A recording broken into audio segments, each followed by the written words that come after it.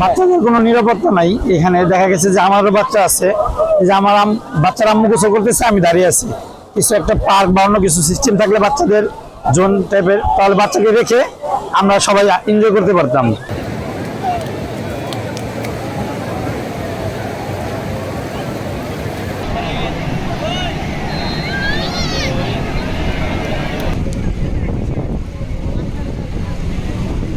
শিশুর সঙ্গে বাবা মা থাকতে হবে, একা পাঠা দেওয়া যাবে না। একা পাঠা দিলে রিস্ক। এমনিতে অনেক বাচ্চা হারিয়ে যাচ্ছে, খুঁজে পাচ্ছে, অনেক হয়রানি হচ্ছে।